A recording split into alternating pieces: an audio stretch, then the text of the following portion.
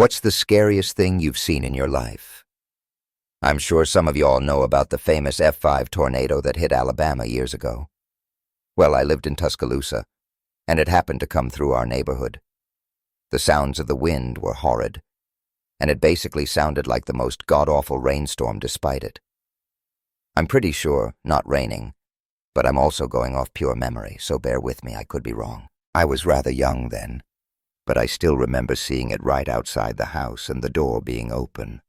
I don't even know how it was wide open, and me completely breaking down, thinking my cat was going to be sucked up and killed because Miss Ma'am just was too nonchalant about the damn tornado, and me being absolutely horrified about the sounds and just wishing I wasn't stuffed into a closet by myself and with the cat. Yeah, let's say I'm not fond of any storms and get slight PTSD hearing the sound of the emergency alarm.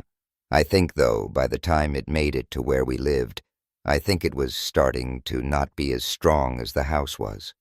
Fortunately, it was undamaged, and the only thing was just a trampoline I had going up and away to somebody's yard. But I also remember it was the aftermath that was really something as well. We were so glad that nobody within our family and none of our friends were hurt or killed, but we saw so many people who were not as lucky as we were, and that was what really haunted me the most about it. Seeing everything I had grown up around completely gone, places I used to go to and see being destroyed, and seeing people outside rumble of their homes was really hard to see as we drove through town to inspect the aftermath.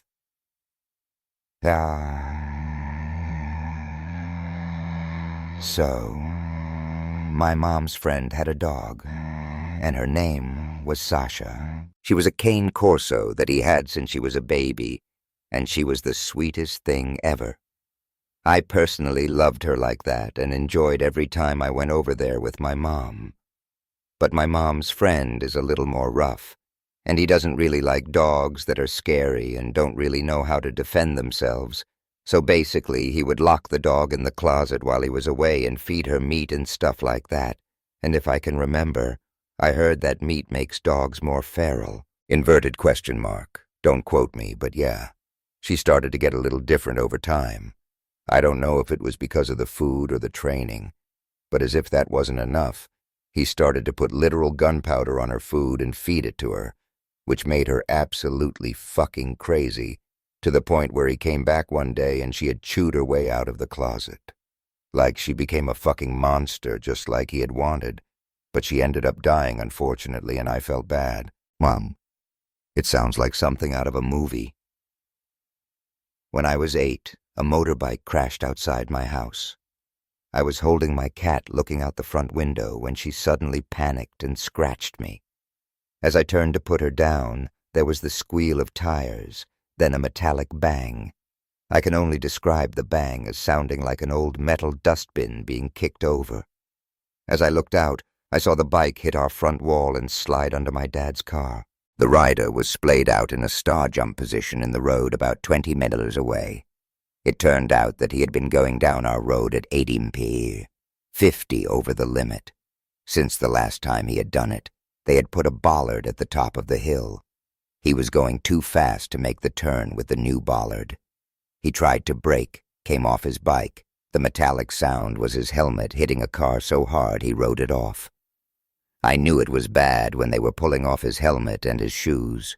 They were clearly not worried about injury to his spine because he was actively dying. He was on life support for a while but died without regaining consciousness. His bike totaled our wall and my dad's car. His insurance wouldn't admit fault whilst he was alive. Once he was dead, they then said his policy no longer existed. So that was fun. First was one of him riding his bike at night listening to his CD player when it went to complete static as soon as he entered the light of a streetlight. A few moments later, he said he heard some sort of loud, grotesque scream that didn't sound like anything he'd ever heard or could describe from the unlit bridge, maybe 200 feet. He immediately got the fuck out of there and stopped going to that part of the trail at night. Another time, while cycling at night, he said he saw a ball of light behind him that wasn't illuminating anything around it and was following him as he was cycling in a different part of the trail.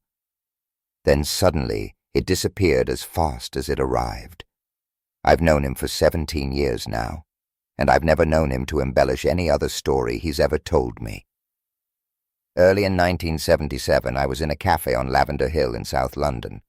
I'd just moved into a homeless hostel nearby. There was a young couple sitting at the next table from me. Suddenly, the woman shouts to the cafe staff that her boyfriend had taken some drugs and had passed out. They called an ambulance, and when the paramedic came, he took one look at the man and said, "He's gone." He hauled the man out to the ambulance, and I saw the dead man's face.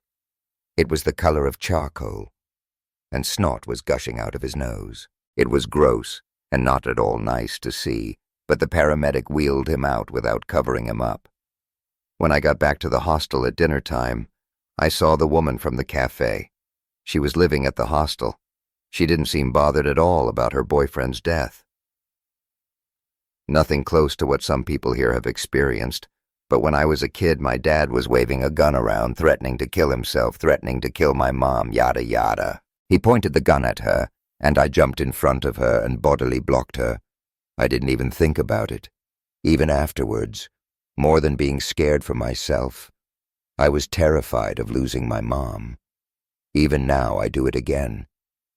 I'm more scared of losing my mom or sister and having to live without them than I am of anything else. Edit. I wanted to add a couple of ghostly stories. When my sister and I were younger, we shared a bed, and one night I woke to her sitting up, staring into the living room. This was common because she had a near-death experience as a toddler and experienced a lot of paranormal stuff afterward. But normally I didn't. This time I looked and saw what she saw, a man standing in the living room staring at us. She asked me if I saw it too, and I said yeah. Any time we took our eyes off him, he'd come closer. I don't remember anything that happened after that. And then more recently, I was trying to sleep and just randomly opened my eyes and saw a floating bright white orb/light in the middle of the room, and then it flew through the wall and disappeared. Scared me so bad I woke my sister up. We still lived together and had her stay awake with me for a while. I have PTSD, which causes paranoia and severe anxiety, so it really freaked me out on top of the overall weirdness and scariness of the situation. Ha ha ha. I used to be a master electrician working for a very large public electricity conglomerate. I was working at a dam. I'm keeping this vague on purpose. A different person was working in some switchgear, extremely high-voltage switch, with all the proper sign-offs and proper paperwork, safe as could be. I was working on a different project in a nearby area, but he needed to get some additional wire, so he had to open the wire chase above the switch he was working on. A different wire that ran through the same space had worn a hole in it over the years, and when he was moving things around, it made contact with the cabinet. And boom, he got hit. I don't want to relive it in too much detail, but I will say there wasn't a lot left of him above the waist. I am not retired and still have nightmares and severe anxiety at random times. I still worked for around 10 years after that. My fiancé overdosed on fentanyl. Thanksgiving night 3 years ago, I was able to grab Narcan from my first aid kit and save him. He would succumb to his second odd 2 months later. 2 years after that, a friend who slept over overdosed in front of me, and again I relived the trauma from my fiancé.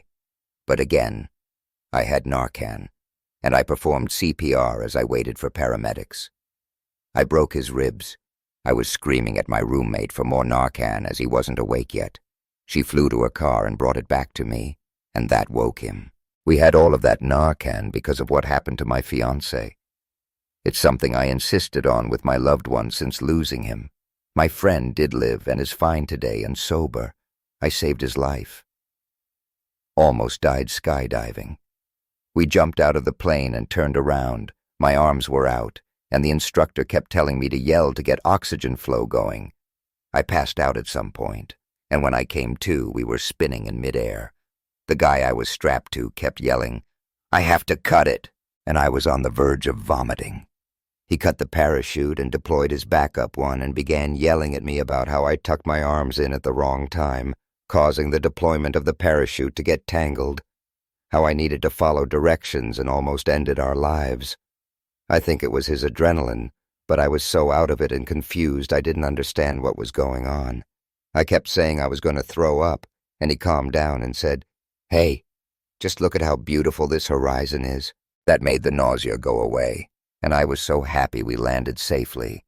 My friend at the time was in the plane, set to jump after me, and saw the whole thing unfold. Her jump was delayed due to what we encountered. I saw a cyclist moments after she was hit by a car.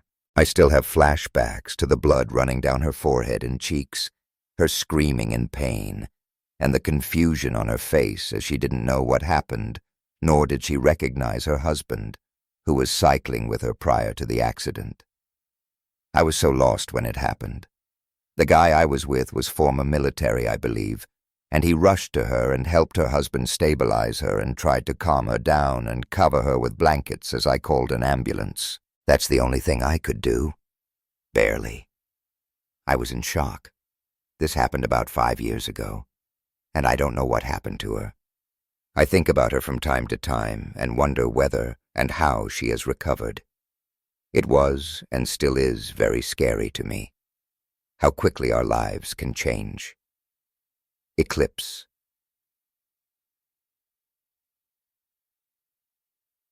Scary to varying degrees and in different ways, but the sight of the restraints on my wrists and ankles on a hospital gurney with no recollection of how I got there or why I was restrained.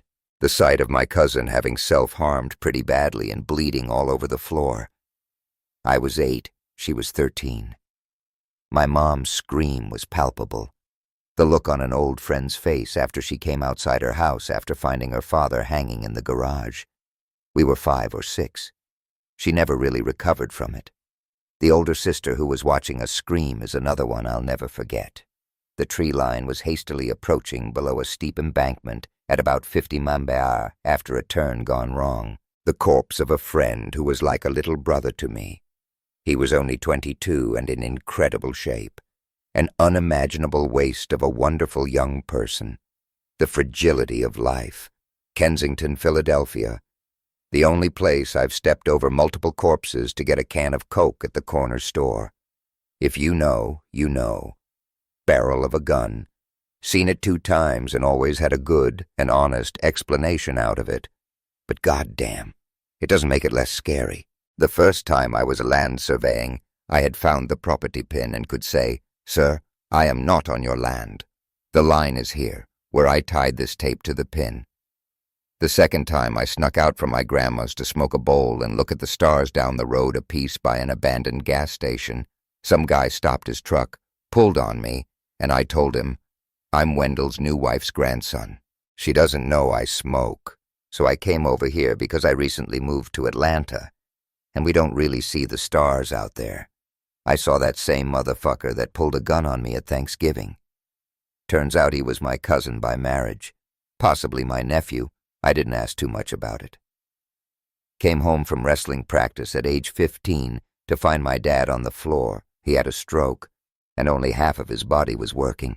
Seeing his face drooping on one side and seeing him in such a state was frightening.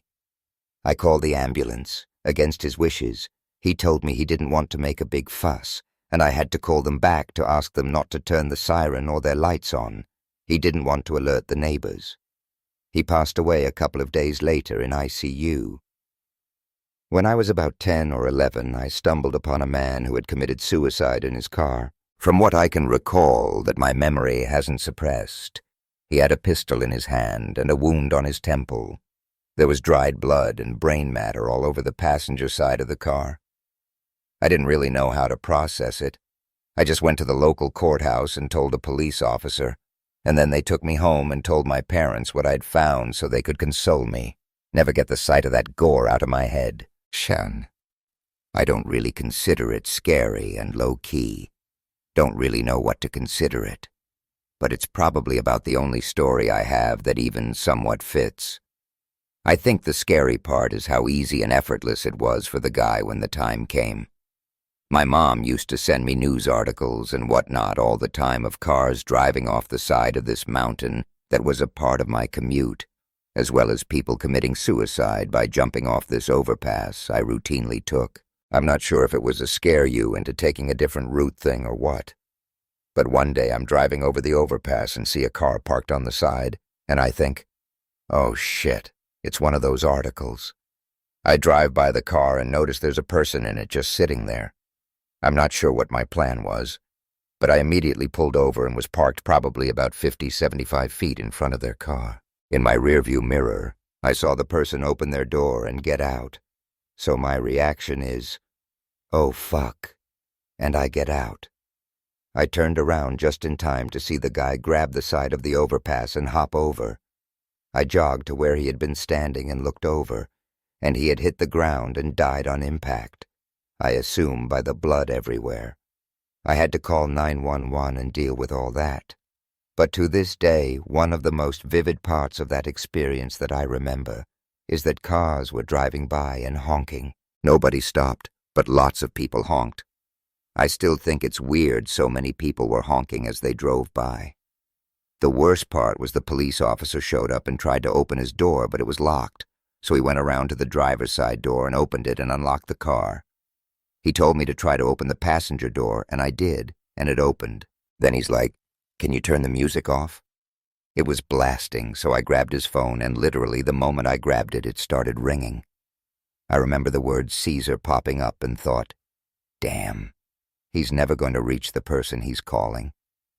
The officer grabbed it and answered, but Caesar hung up pretty much immediately.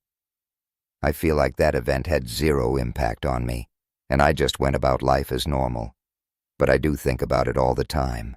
My sister is an EMT, so we joke about the things we've seen, but I don't really share the story with people because they're generally spooked much more than I ever was. It's been almost 11 years now. What a time. I recommend anyone who doesn't believe in ghosts gloss over this. It's also not that extreme, but nonetheless scary. I was about 11 when these events occurred. They occurred in a small time frame of each other. In the first instance, I'm standing outside the building I lived in with 3 friends, all the same age except for the 6-year-old, who was one of us 4. I glance over at the 6-year-old.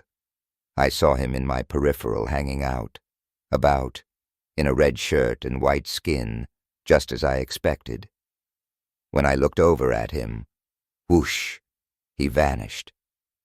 Just as I noticed, one of the other guys noticed and started freaking out.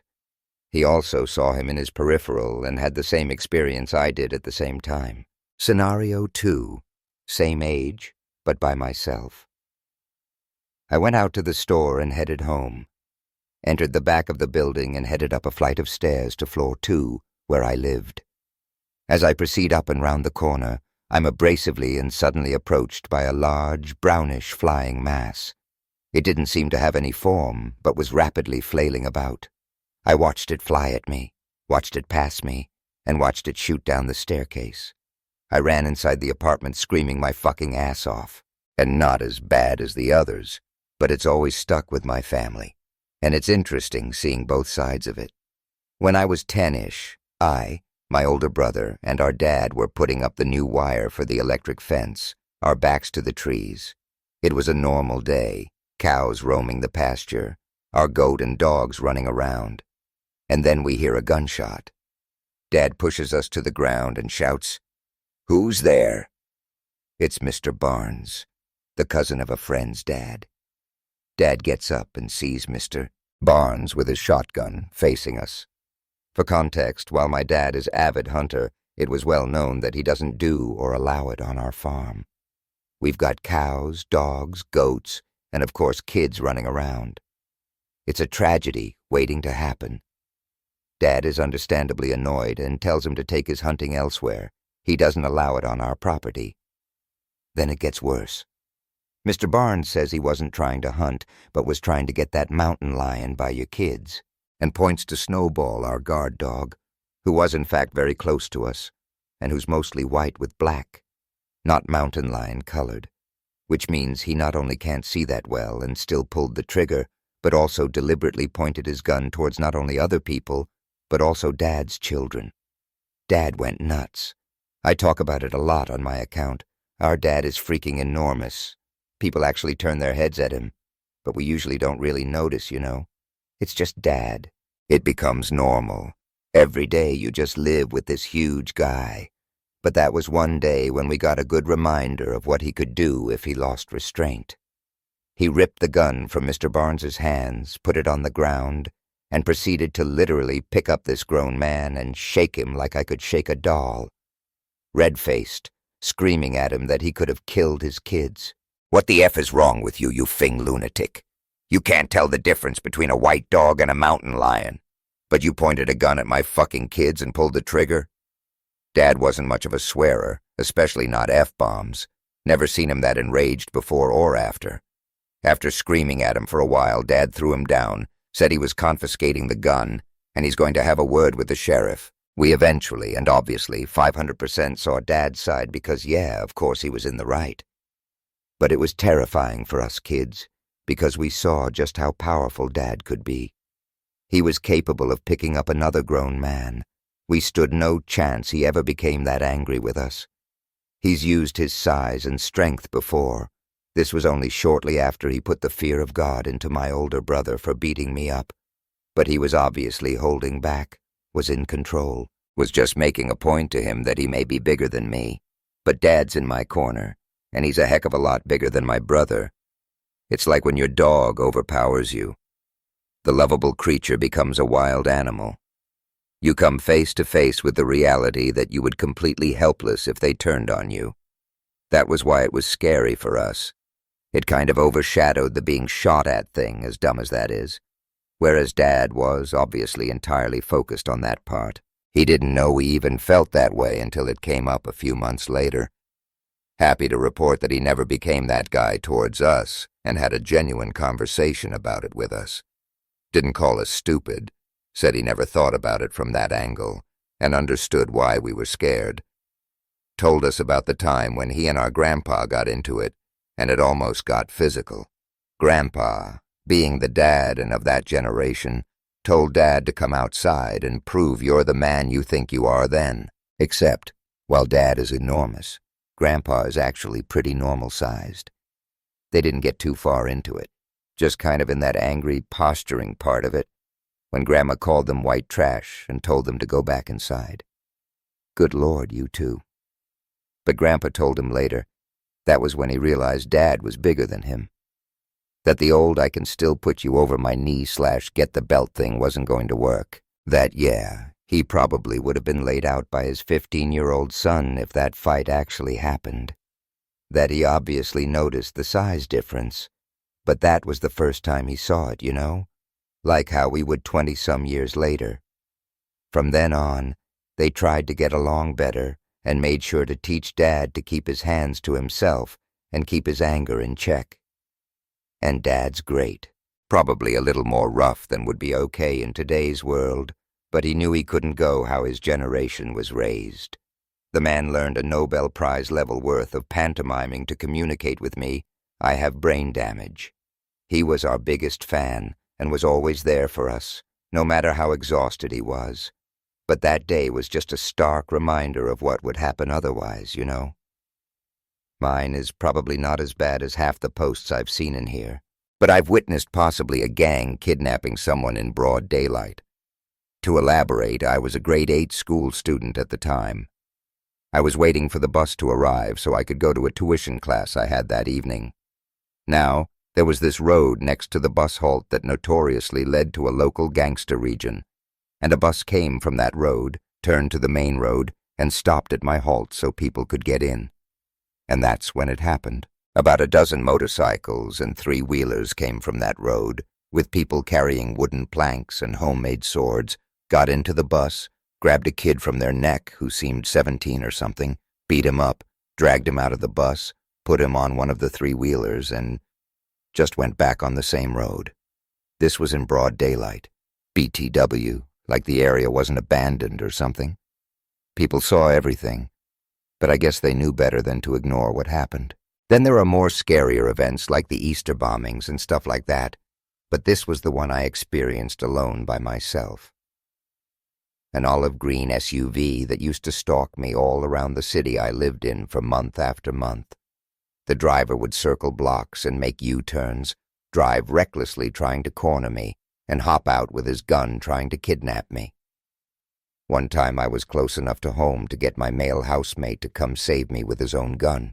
Most times I had to hide under random cars or trespass, hiding behind walls and bushes.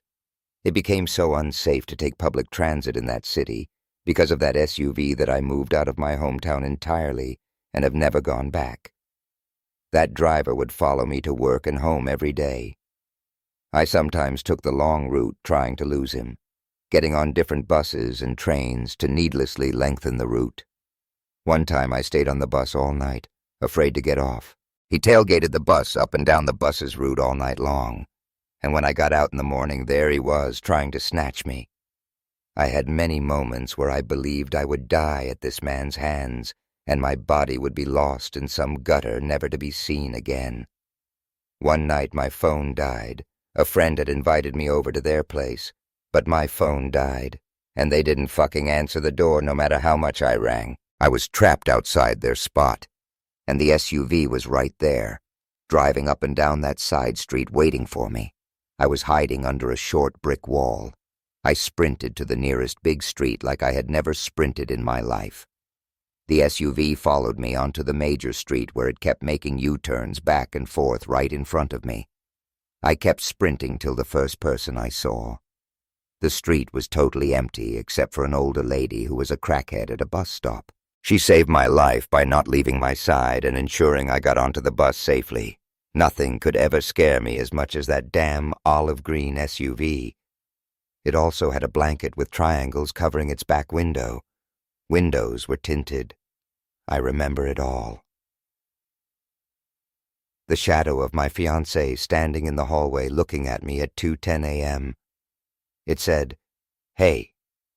I know the time because I was so confused why he was up since he works at 6. I was watching South Park when I noticed, looked at the clock and asked why he was up. When I looked back, it was gone. The terror that filled my bones when I heard him snoring loudly in the bedroom 3 feet away, and the fact that there were no noises of him walking back to the room sent me into freak-out mode. The floors creaked so badly in that house that you couldn't go 2 feet without waking up. The ancestors around the globe, LOL. It was one of many things that happened in that rental. I had a woman tailgating me closer than I've ever been tailgated before. She swerved around me into one of those lanes that merges onto the highway from an on-ramp. This one was particularly long. She was ripping over a 100 mph easily. She didn't have a spot to merge in before the flatbed semi that was sitting on the shoulder after the lane disappeared, and wham! I witnessed her car go underneath the flatbed despite the safety bar, and the whole top of the car was gone in a flash. The poor truck driver was tying something down, I think, and thankfully saw it coming and ran back towards the cab before the hit. I've seen a handful of accidents that involve drunk drivers, T-bones, rollovers and such before that I stopped to assist with. This one, I was like, nope, that shit's going to scar me for a long time, and I just kept driving. There was no way the woman was alive. I was in the hospital for a nosebleed that would not stop. I walked into the bathroom around 2 a.m., and while I was washing my hands, blood just started coming out of my nose, mouth, and eyes. I ran in and got my mom's attention. She was asleep, and it began a 20-minute-long struggle for air and consciousness. The last thing I remember was hearing one of the emergency response team folks say, "We have to intubate, or we're going to lose her." I remember seeing my grandmother, who'd passed away about 8 years before. I've had 3 of those. I have a rare form of vasculitis called EGPA, and my issues have centered on the arteries in my face. I've had about as many embolisms to stop it as you can have, so I've had a lot of surgeries at Duke. I'm generally stable now, but I do wonder a lot what it will feel like to know I'm dying again, and that there's very little they can do to save me. I got passed by a motorcycle going easily twice my speed on a highway. A mile or so down the road, I came upon a debris field of various parts of the motorcycle and with scratch and scour marks in the road. Cars were stopped, and people were running to the left side of the road where the motorcycle was wedged under a guardrail. Further up the road, perhaps 30 or so feet, was a man lying under the guardrail with his hands on his helmet. I ran to help, and that's when I saw his dismembered legs perhaps 20 feet further down range in the grass. He was alive and conscious and talking. He said he couldn't feel his legs, assuming it was his spinal cord being severed. A nurse and 2 military guys were there, and they put belts on his legs and kept him from bleeding out. Within a couple of minutes, they had him loaded in a pickup truck and sped off to the hospital. The news reported the story, and somehow he survived. I don't know if it's the scariest, but I was visiting family, and my cousin and her boyfriend were driving us somewhere. The boyfriend needed to stop by a family member's house who had just had an ortho procedure done, hip replacement maybe. We rang the bell at her house and no one came to the door. Rang it a few more times and got worried because she couldn't go anywhere because she was recovering. Walked around the house and looked into the big front window. The aunt was sitting up on a couch looking like she was watching TV. We knocked on the window a bunch, but she didn't move. Long story short, she had died and was frozen in time sitting on the edge of the couch. My aunt showed up not long after, and she's an ER nurse. She said it isn't uncommon for older patients who have things like knee and hip replacements to have clotting issues and have strokes. I was staying over at my friend's a few years ago. We were both 1920, and it was her first house with her infant son. So it was just us in the new, unfamiliar house, so we were a bit skittish as it was. We were in bed, laughing at videos when my friend suddenly stopped, locked her phone, and was staring at the doorway leading to the pitch-black hallway with a scared look on her face, and then she pointed towards it with her hand shaking, then whispered, "There's something there," and I heard something move against the wall in the hallway. At this point, my heart fell out of my ass, and I have never in my life felt fear like I did in that moment. I felt it in my soul that we were in the middle of a home invasion, and my heart was racing. I felt like I was going to throw up, and my mind was going 1,000,000 miles an hour thinking about how the hell we were going to protect the baby in his room when we'd have to get past whoever was there to reach him. Then the suspect came tumbling into the bedroom. It was her fucking cat playing with a gigantic moth. I was a kid in the cancer ward. There was a few days old baby that came in with cancer. My mom, being the kind person she is, told the parents to go and get a coffee and just sit for a while. They leave the baby with us. The baby started to whimper, so my mom picked her up and did the walking thing to calm her down. Then Mom paused and ran to the baby's room and rang the bell 3 times. The code card came in with a lot of nurses. The room was too small to close the door while they tried their best to bring the little girl back. I remember the dread and then being scared at what I was watching, understanding what was going on, but my own child brain not fully understanding it. It stuck with me for life, and from that young age, I knew I didn't want that. That being kids, due to the fear that it could happen to my kids. Found a friend dead from an opiate odd. I can still remember how silent it was when I walked into the apartment and immediately in my gut knew something was wrong. It's crazy how silence can be deafening. Left a local swimming hole and heard a crash and came upon a child who had just been hit by a car while riding his bike. This was over 20 years ago, and I can still remember the sounds and the screams from the kids' parents and can still picture the round, body-sized crater smashed into the car windshield. Another is when I was 10 or 11, I was walking through a train tunnel that was a little over a mile long with my uncle. A train hadn't come through in years, and when we got about halfway, which was the darkest part, we heard the train whistle and the train coming. It was a crazy experience to see a train coming barreling at you, and my first instinct was to run, even though I knew I couldn't outrun the train. We had to jump to the side of the tunnel and make ourselves as flat as possible. It was so loud and windy as the train passed so close to us. I got drunk at a crappy hotel bar with this big dude who was wearing a cowboy hat and duster in Wichita, Kansas. Walking outside to go to my room, we smoked a cig, and he was talking about his big rig and how he had a whole setup in there. I was converting a van, so I asked if I could check out the inside. We walked to the dark part of the parking lot where his truck was at, and I, being a big dude, wasn't nervous at all, and he unlocked it and said, "Go ahead and check it out." I'm about to step up, and I get this insane fear just washing over me. I look back, and he's pulling a blackjack out of his pocket. I kind of jump sideways off the step and run. He yells, "What's the matter, bud?" So I didn't call the cops because it wasn't like I got beat up and I was embarrassed. Not even 4 months later, he was on TV, arrested for being a serial killer, and maybe the serial killer doctor know, but the scariest thing I ever saw was his eyes. There was death in them when I turned around.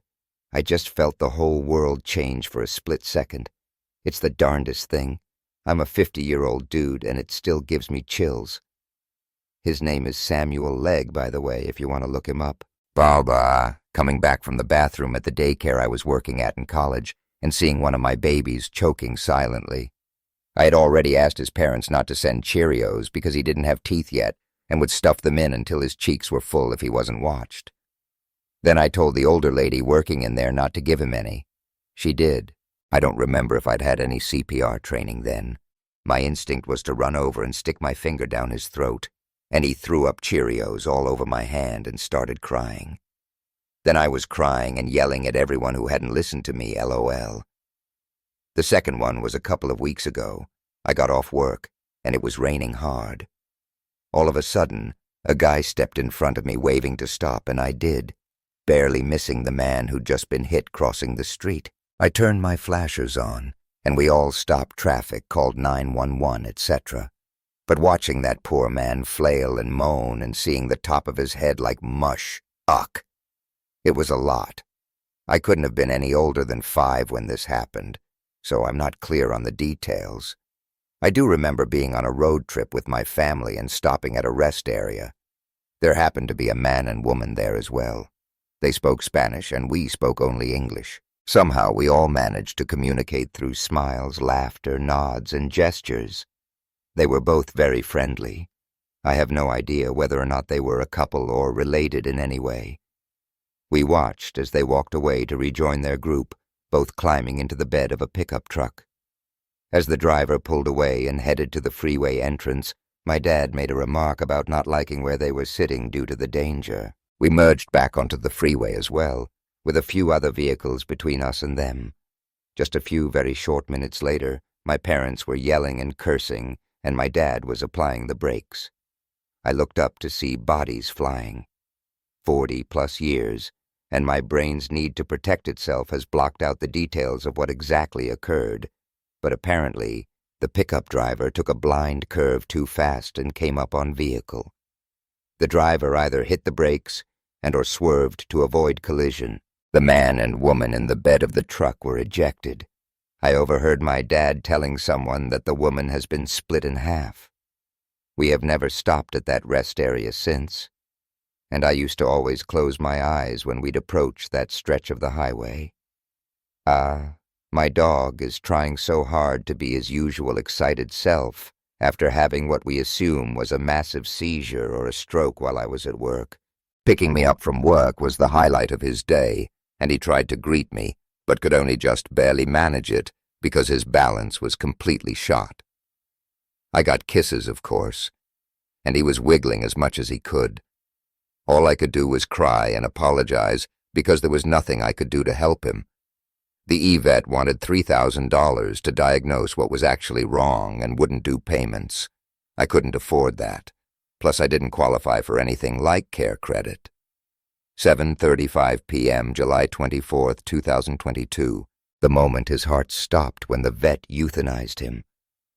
Worst moment of my life, and I've never felt so helpless and terrified in the hours leading up to it. But it was all I could do, and even now, I still get choked up thinking about it.